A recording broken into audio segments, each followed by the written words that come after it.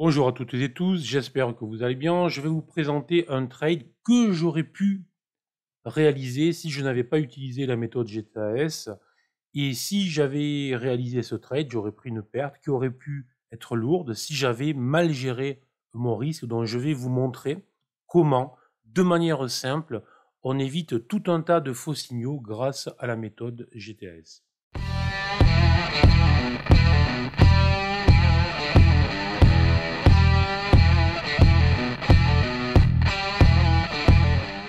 Alors c'est une action Prodway.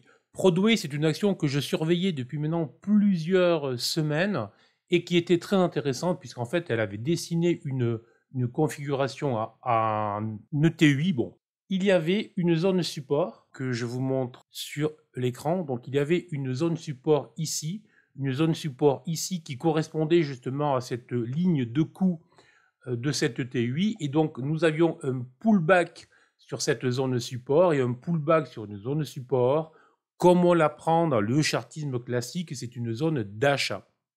Et la plupart des traders vont positionner les achats. Et même avec GTAS, puisqu'on voit bien que durant tout le temps de cette zone support, ici en bas, nous avions notre BSI long terme qui restait vert, tout nous indiquait qu'il nous fallait rechercher plutôt un signal à l'achat.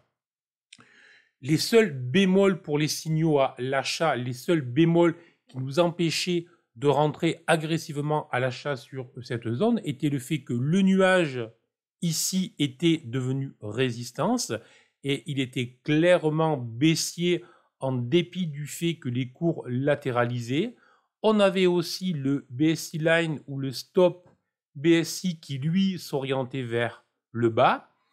Et enfin, nous n'avions pas de signal d'entrée validé par soit le BSI court terme, soit le BSI moyen terme. Autrement dit, on n'avait pas l'entrée validée par GTAS. Donc, oui, en attente de signal à l'achat, mais GTAS nous discipline. Et donc, même si vous êtes un trader un peu indiscipliné, un peu géré par vos émotions, ben, tout simplement, vous allez apprendre tranquillement, sereinement à « Ok, j'attends mon signal, oui, j'aimerais bien rentrer à l'achat, mais GTAS me l'interdit. » Et la suite est juste fabuleuse. Bon, vous le voyez évidemment sur l'écran. La suite est là, c'est que nous avons eu, pour ceux qui connaissent la stratégie, une sortie en SHMO.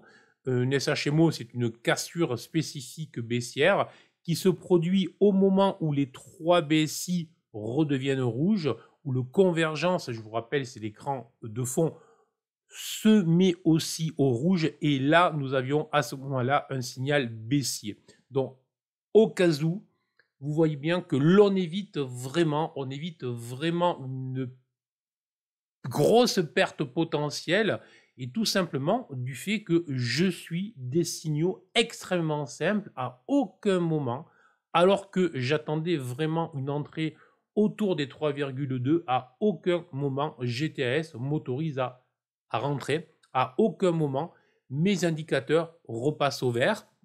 Ben, la suite derrière, pour ceux qui auraient acheté le support en suivant l'analyse classique chartiste qui indique que l'on doit acheter le pullback sur une ancienne ligne de coût, ça se solderait par moins 25, moins 30%.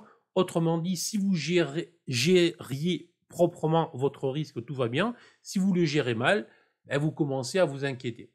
Donc, autrement dit, avec cette méthode GTAS, de manière simple, vous allez limiter vos opérations, ce qui est vraiment essentiel, surtout limiter vos opérations qui sont en perte. Vous allez devenir discipliné facilement, vous allez réduire vos frais de courtage puisque vous tradez moins, et ceux qui tradent notamment en intraday connaissent l'importance des frais de courtage dans leur résultat global à la fin du mois et à la fin de l'année. Et au final, vous tradez plus sereinement car on repère nos configurations, on attend la validation, on place le stop et ensuite le marché décide.